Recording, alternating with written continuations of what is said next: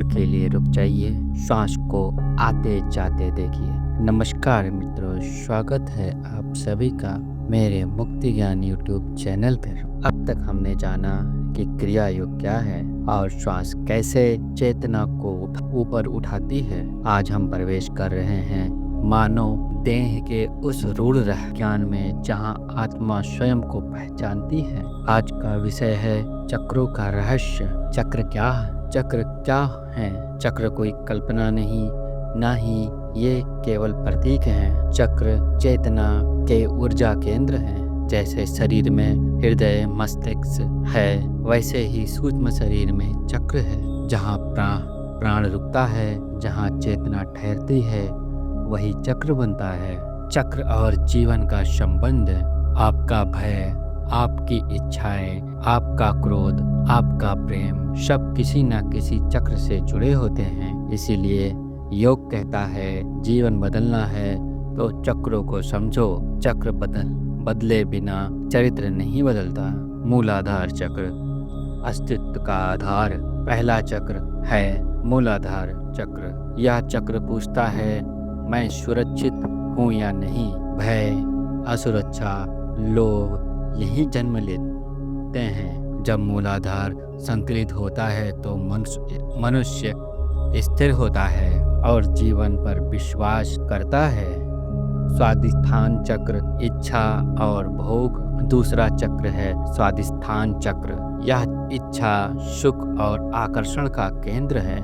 यही मनुष्य भोग में उलझता है, यही चेतना नीचे खींचती है। क्रिया योग यहाँ ऊर्जा को दबाता नहीं, ऊपर उठाता है। मणिपुर, शक्ति और अहंकार। तीसरा चक्र है मणिपुर। यह शक्ति और मैं का केंद्र है। यहीं से अहंकार जन्म लेता है और संघर्ष भी। जब यह चक्र संतुलित होता है तो मनुष्य की शक्ति सेवा बन जाती है। अनाहत, प्रेम का द्वार। चौथा चक्र है अनाहत। यहीं से मनुष्य पशु नहीं रहता, मानव बनता है।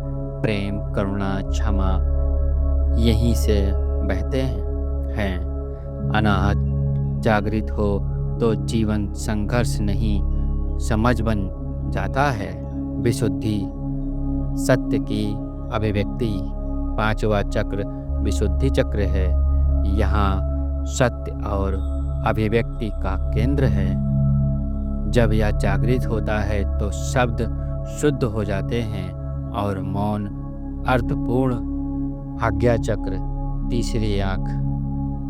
छठा चक्र है आज्ञा चक्र। यह विवेक और अंतर्ज्ञान का द्वार है। यहीं से मनुष्य बाहर नहीं, भीतर देखना शुरू करता है। इसे ही तीसरी आँख कहा गया है। सहस्त्रार चक्र, मौन का शिखर।